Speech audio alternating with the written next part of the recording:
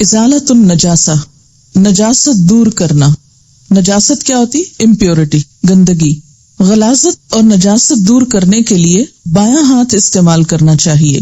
عن عائشہ رضی اللہ عنہا قالت كانت يد رسول الله صلی اللہ علیہ وسلم اليمنى لطهوره وطعامه وكانت يده اليسرى لخلائه وما كان من اذى رواہ ابو داود.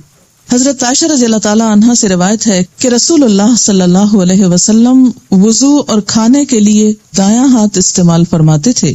استنجا اور دوسری نجاست دور کرنے کے لیے بایاں ہاتھ استعمال فرماتے تھے. دوسری نجاست میں کسی بھی قسم کی نجاست، مثلا ناک صاف کرنا یا جسم پر لگی ہوئی کوئی بھی نجاست اتارنا، تو اس کے لیے ادب یا اخلاق کا تقاضا کیا ہے؟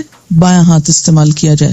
وضو کرتے وقت دایاں ہاتھ آپ استعمال کرتے تھے، تو یہ کہہ رہی ہیں کہ اس میں تو دونوں ہاتھ استعمال کرتے ہیں. یہ طریقہ وضو کے فرق کی وجہ سے. ہمارے ہاں وضو ہوتا ہے ٹیپ کھول کر، پہلے زمانے میں ایسا کوئی طریقہ نہیں تھا.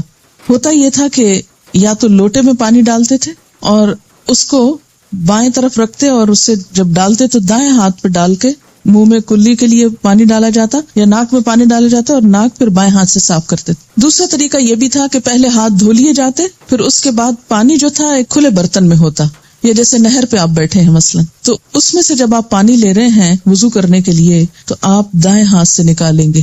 ٹھیک ہے.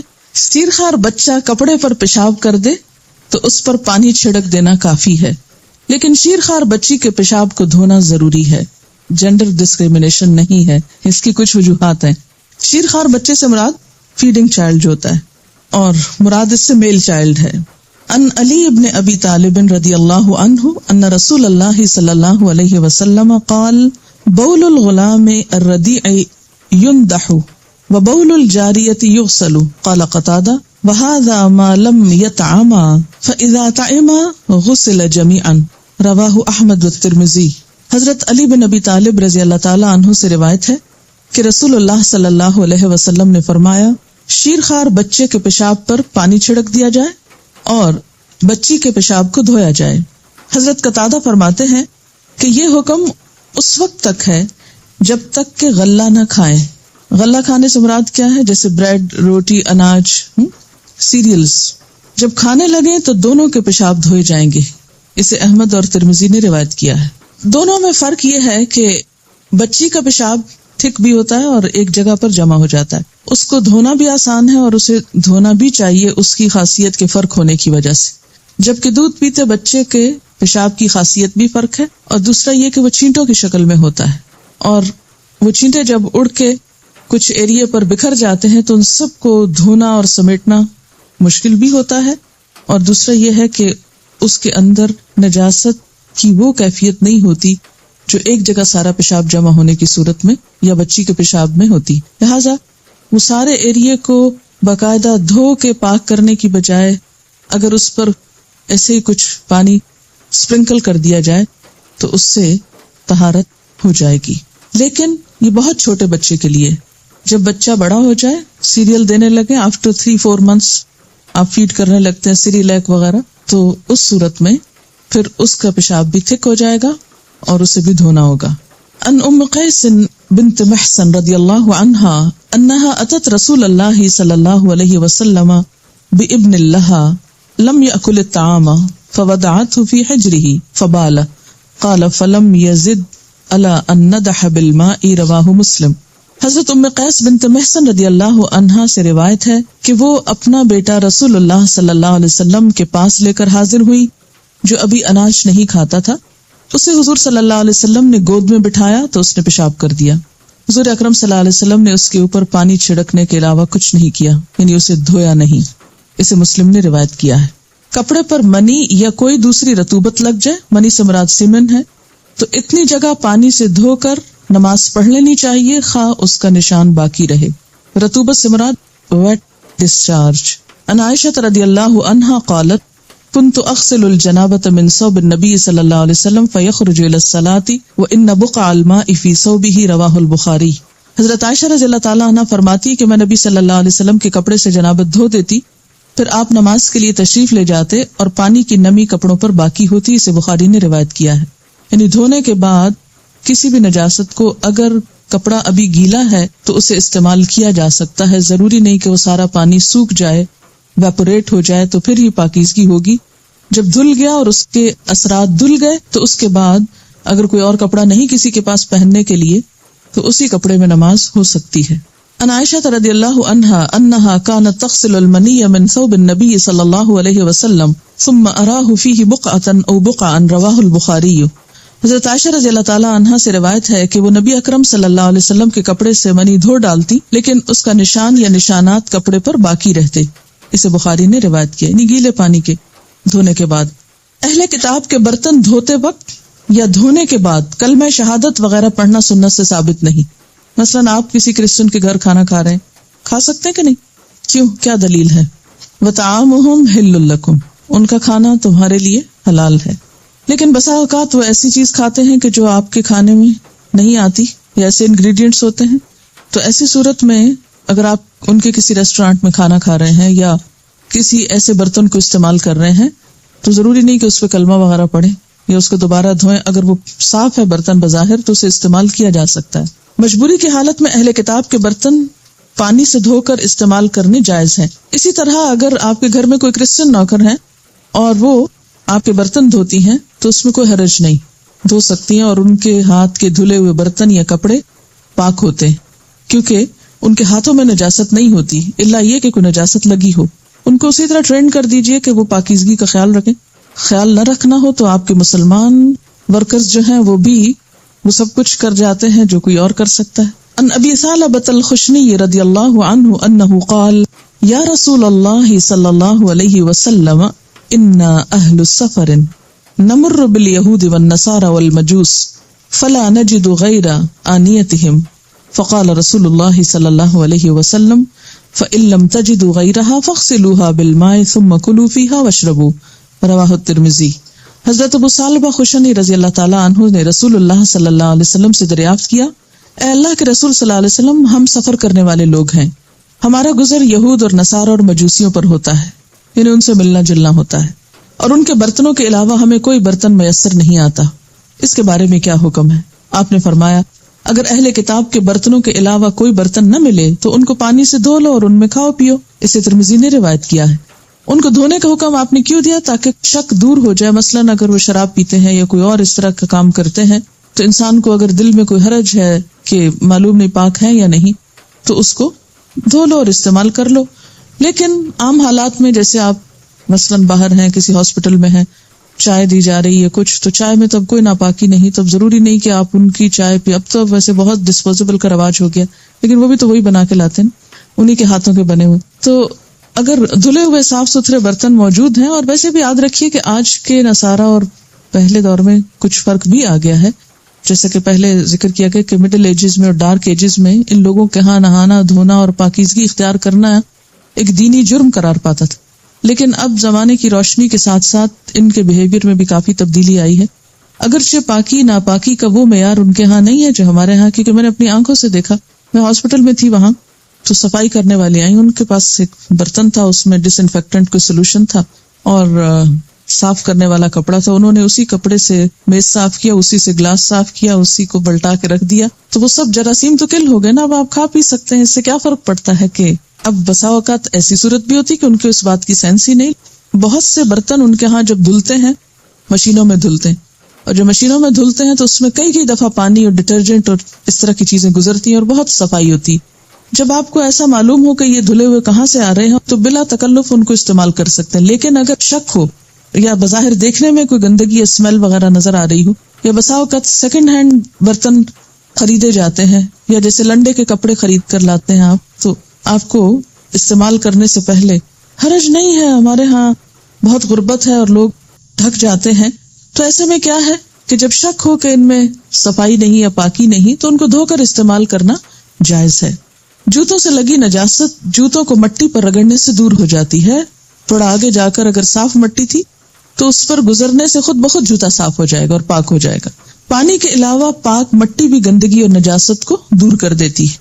عن ابی سعید رضی اللہ عنہ ان النبی صلی اللہ علیہ وسلم قال اذا جاء احدکم المسجد فلیقلب نعلیہ فلینظر فیہما فان رأى خبثا فَلْيَمْسَحْهُ بِالْأَرْضِ ثُمَّ لِيُصَلِّ فِيهِمَا رواہ احمد و ابو داؤد۔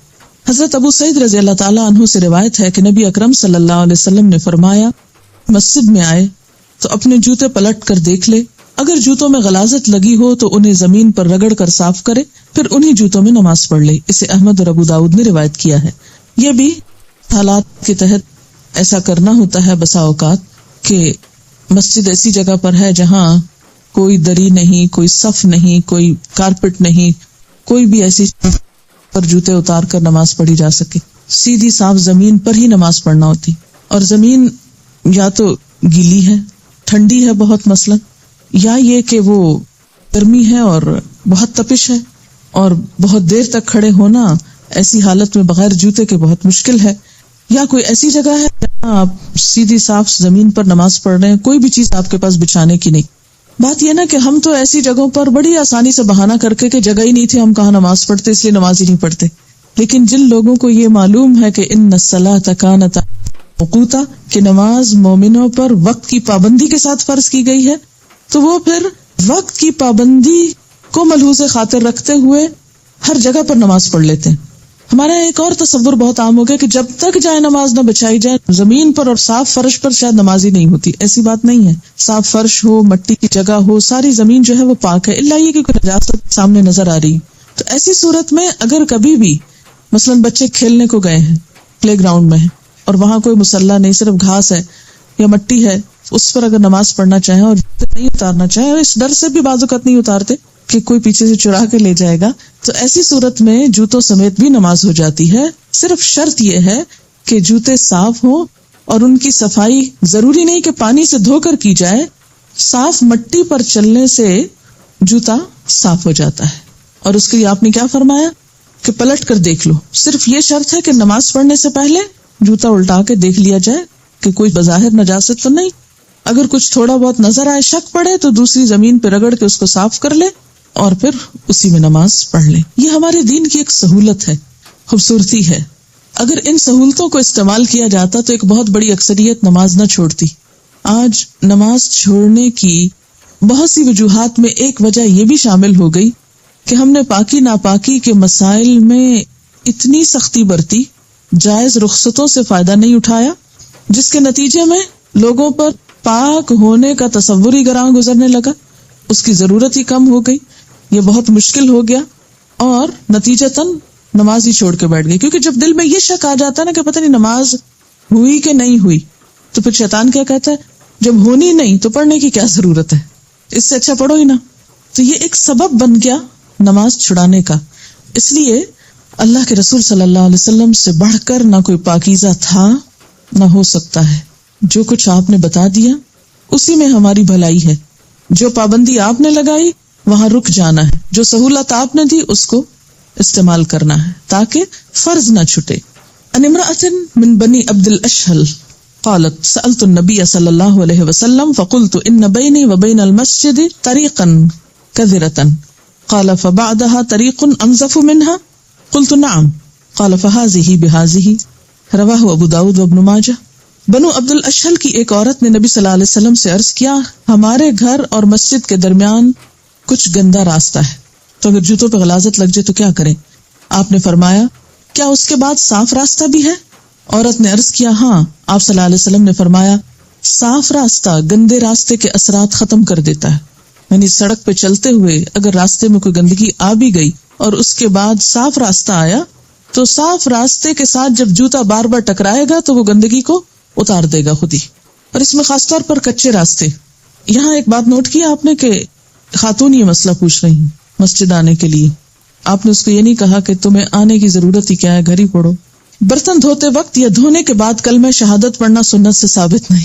کتا برتن میں منہ ڈال دے تو برتن کو 7 بار دھونا چاہیے، پہلی بار مٹی سے دھونے کا حکم ہے۔ عن ابی ہریرہ رضی اللہ عنہ قال قال رسول اللہ صلی اللہ علیہ وسلم طہور اناء احدکم اذا ولغ فیہ الکلب ان یغسلہ 7 مرات اولاہن بالتراب رواہ مسلم۔ حضرت ابو ہریرہ رضی اللہ تعالی عنہ کہتے ہیں کہ رسول اللہ صلی اللہ علیہ وسلم نے فرمایا جب کتا برتن میں منہ ڈال دے تو اس کو پاک کرنے کا طریقہ یہ ہے کہ برتن 7 مرتبہ دھویا جائے، پہلی مرتبہ مٹی سے دھونا چاہیے، اسے مسلم نے روایت کیا ہے۔ مٹی سے دھونے کا حکم کیوں ہے؟ اس لیے کہ کتے کے لعاب دہن کے اندر ایسے جراثیم موجود ہیں جن کو مٹی کھل کرتی ہے، صرف پانی کافی نہیں۔ اور یاد رکھیے کہ آج کل کے بعض ڈٹرجنٹس بھی وہ کام نہیں کرتے جو پہلے زمانے میں مٹی اور ریت اور راکھ کیا کرتی تھی، اسی لیے بیماریاں کم تھی۔ ہم نے صفائی کے لیے جو کچھ استعمال کرنا شروع کیا وہ بذات خود ایک بیماری بن گیا۔ اتنے ایکسیسو کیمیکلز جسم کے اندر جانے لگے برتنوں کے ذریعے، یعنی ڈٹرجنٹس زیادہ استعمال کرنے کی وجہ سے، کہ اس سے کئی بیماریاں جنم لے رہی۔ تو بہرحال اسلام چونکہ ایک فطری دین ہے، ایسی کوئی بات نہیں کہی گئی ہے، ایسی کوئی پابندی نہیں لگائی گئی کہ جو انسان کے بس سے باہر ہو۔ مٹی ساری زمین پر اویلیبل ہے، اس لیے کوئی بھی شخص اس چیز سے فائدہ اٹھا سکتا ہے۔ جنبی کو طہارت حاصل کرنے کے لیے پانی سے غسل کرنا چاہیے۔ جنبی کون ہوتا ہے؟ حالت جنابت میں، جنابت جیم نون بے جنب سے نکلا ہے۔ جنابہ کا مطلب ہوتا ہے الگ ہونا، کہ انسان کی ایسی کیفیت جس میں وہ نماز روزہ عبادات سے الگ ہو جاتا ہے جب تک کہ وہ پاک نہ ہو جائے۔ تو حالت جنابت میں دو چیزیں آتی ہیں، ایک تو حیض اور نفاس وغیرہ، اور دوسرے سیکشل انٹرکورس وغیرہ۔ پانی میسر نہ ہونے کی صورت میں مٹی سے تیمم کر کے طہارت حاصل کی جا سکتی ہے۔ کپڑے پر حیض کا خون لگ جائے تو اسے پانی سے دھو کر پاک کرنا چاہیے، یعنی مینسٹرل بلڈ کے اگر اسپاٹ ہو تو اسے پانی سے دھو دینا چاہیے، لیکن باقی کپڑا پاک ہوگا۔ ہمارے ہاں تو کوئی اسپاٹ ہو یا نہ ہو، بس ایک دفعہ جسم کو ٹچ کرنے کی دیر ہے، اب وہ کپڑا پہننا حرام ہو گیا۔ مردہ حلال جانور کی کھال دباغت سے پاک ہو جاتی۔ دباغت کیا ہوتا ہے؟ ٹین کرنا، ٹیننگ۔ ان میمونہ رضی اللہ عنہا قالت مر علی النبی صلی اللہ علیہ وسلم رجال من قریش یجرون شاة لهم مثل الحمار فقال لهم رسول الله صلی اللہ علیہ وسلم لو اخذتم اهابها قالوا انها میتة فقال رسول الله صلی اللہ علیہ وسلم یطہرها الماء والقرز، رواہ احمد و ابو داود۔ حضرت میمونہ رضی اللہ تعالی عنہا سے روایت ہے کہ نبی اکرم صلی اللہ علیہ وسلم نے دیکھا قریش کے کچھ لوگ مری ہوئی بکری کو مرے ہوئے گدھے کی طرح کھینچ کے لے جا رہے ہیں، گھسیٹتے جا رہے ہیں۔ آپ صلی اللہ علیہ وسلم نے فرمایا اگر تم اس بکری کا چمڑا اتار لیتے تو اچھا تھا، نکھال استعمال کر لو، اس کا جو اوپر کا حصہ ہے۔ لوگوں نے عرض کیا یہ مردار ہے، تو ان کا خیال یہ تھا کہ چونکہ مر گئی ہے بکری اس لیے اس کی کھال بھی حرام ہو گئی۔ آپ صلی اللہ علیہ وسلم نے فرمایا چمڑے کو پانی اور کیکر کی چھال پاک کر دیتے ہیں۔ کیکر کی چھال کو پانی میں ڈال کر ابالا جاتا تھا، یعنی کیمیکل ٹریٹمنٹ ایک طرح کی ہو جاتی ہے، اور پھر اس میں کھال ڈال دی جاتی تھی، اس سے کیا ہوتا تھا، اس کی ساری امپیورٹیز پاک ہو جاتی۔ دباغت رنگنے کو بھی کہتے ہیں، چمڑے کو رنگ کر پاک کیا جاتا تھا۔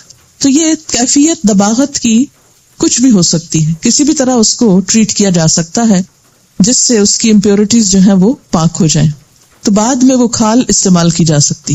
یہ جو دباغت ہے یہ کیا ہے؟ رنگنے کا عمل۔ کس سے؟ پانی اور کیکر کی چھال سے۔ کیکر کی چھال، چھلکا، یعنی اس کو پانی میں خوب بوائل کیا جائے، اس سے رنگ آ جاتا ہے، اس میں وہ کھال ڈال دی جائے اور اس کو صاف کر لیا جائے۔ پیشاب کی نجاست پانی سے دور ہو جاتی، زمین خشک ہو کر خود بخود پاک ہو جاتی۔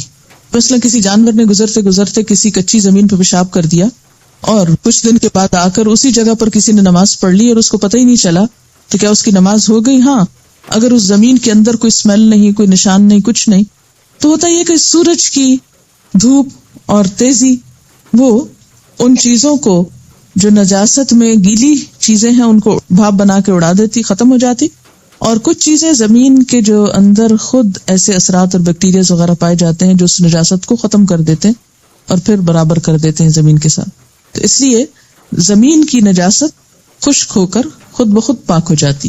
عن ابی ہریرہ رضی اللہ عنہ قال قام اعرابی فبال فی المسجد فتناولہ الناس فقال لهم رسول اللہ صلی اللہ علیہ وسلم دعوه وحریکوا علی بولہ سجلا من ماء او ذنوبا من ماء فانما بعثتم میسرین ولم تبعثوا معسرین، رواہ البخاری۔ حضرت ابو ہریرہ رضی اللہ عنہ فرماتے ہیں کہ مسجد نبوی میں ایک بدو نے پیشاب کر دیا، لوگ اس کو مارنے کو دوڑے۔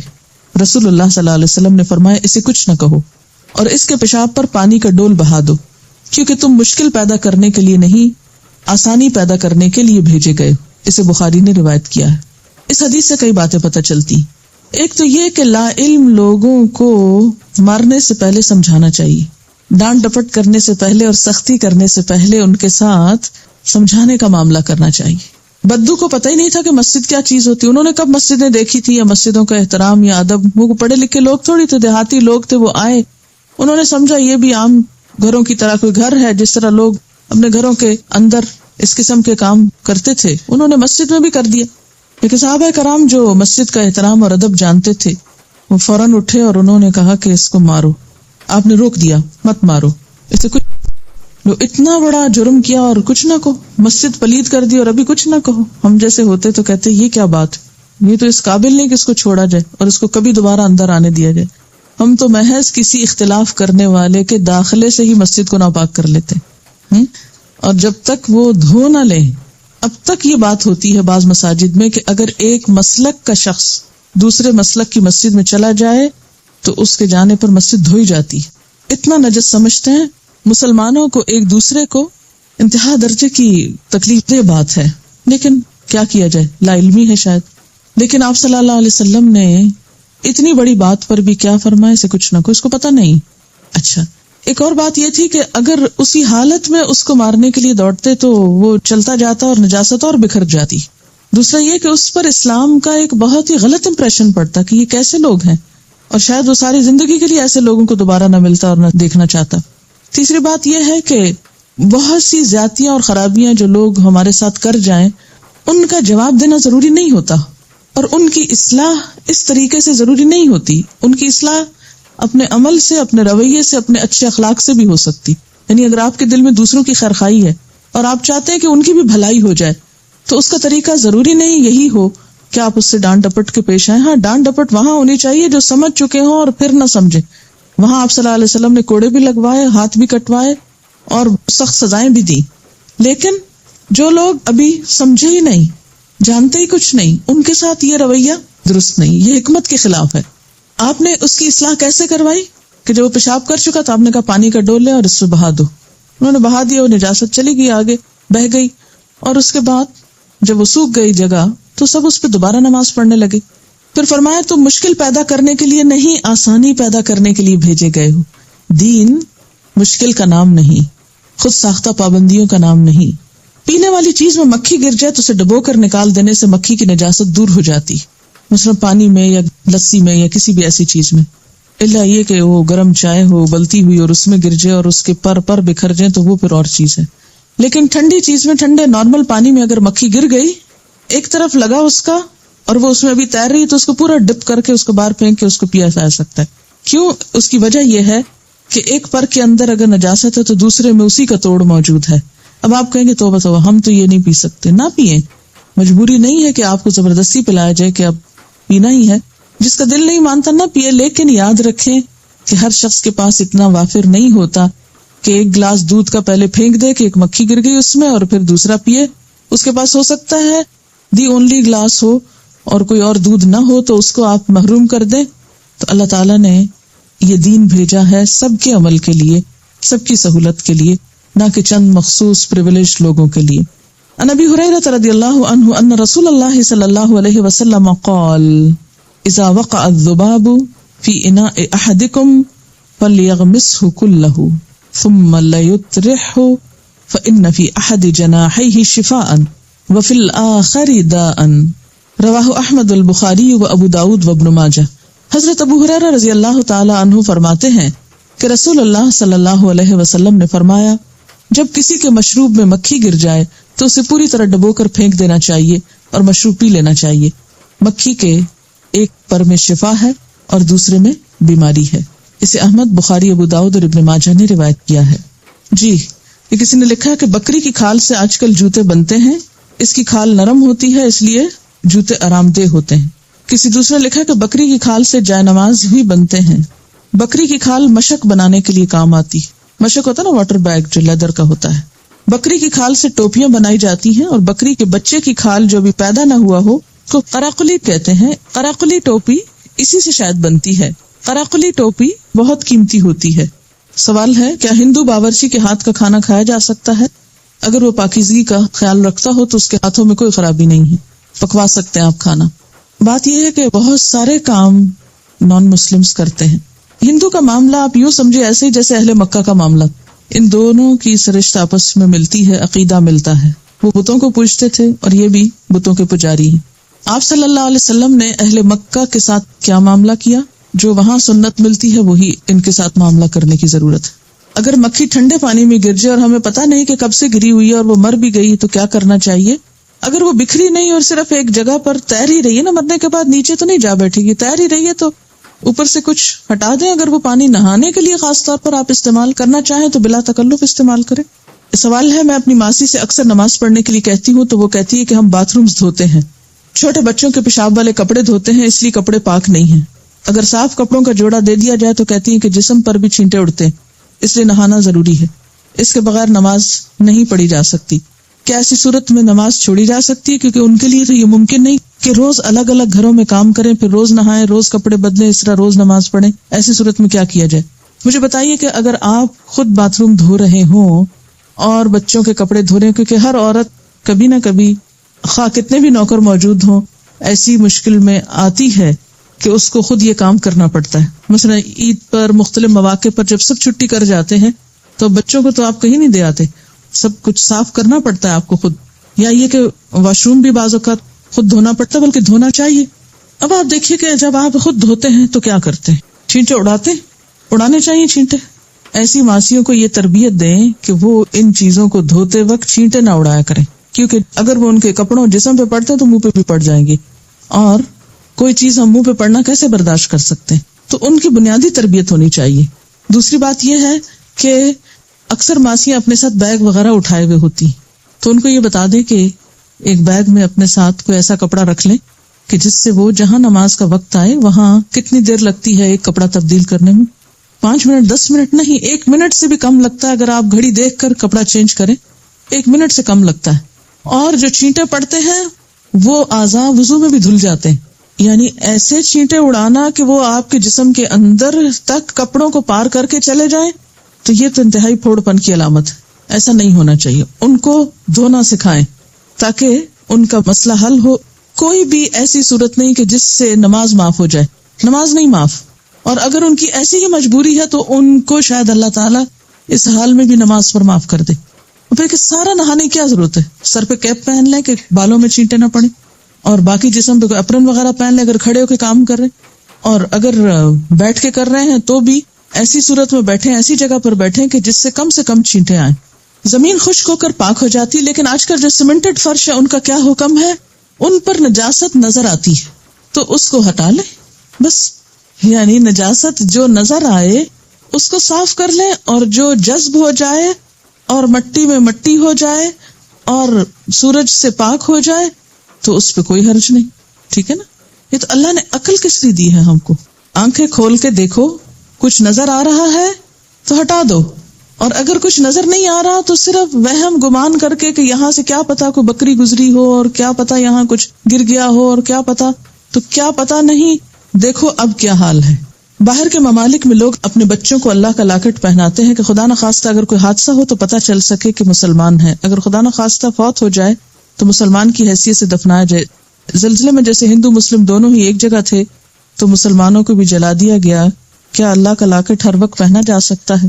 اب دیکھیے کہ لاکٹ پہنانے سے مسئلہ حل نہیں ہوگا. اس کی وجہ یہ ہے کہ خدا نہ خواستہ حادثے وغیرہ میں تو لوگ پہلے لاکٹ اتارتے ہیں، کیونکہ اتنی بے حسی ہے ہر جگہ پر.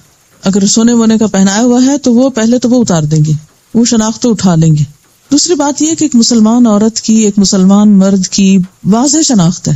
اگر یہ مسلمان مرد داڑیاں رکھے ہوئے ہوں اور وہ سکھوں سے مختلف ہوتی ہیں تو فوراً پتہ چل جائے گا. کسی کی جرت نہیں پھر جلائے، کیونکہ چہرے پہ نشان ہے نا، یہ سنت ہے.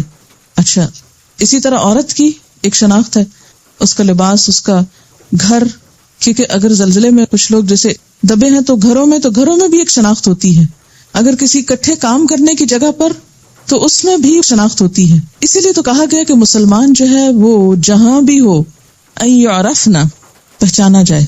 اس لیے کہ کذالک جعلناکم امۃ وسطا لتکونوا شہداء علی الناس. ہم فالوورز نہیں بنائے گئے دنیا کے، ہم تو دنیا کے رہنما بنائے گئے، لوگوں کے لیے ایک نمونہ ہے. تو یہ نمونہ اسی صورت میں ہو سکتا ہے جب ہم اندر کے اظہار کے ساتھ اپنی شناخت بھی مسلمانوں جیسی رکھے. جی ہاں، نام بھی شناخت ہے، کارڈ وارڈ ہوتا ہے لگا وہ عموماً ڈیوٹی آورز میں، اس سے بھی پتہ چل جاتا ہے. بعض اوقات اور کچھ بیسک انفارمیشن ساتھ ہوتی ہے، تو وہ چیزیں بھی ہوں تو بہتر ہے.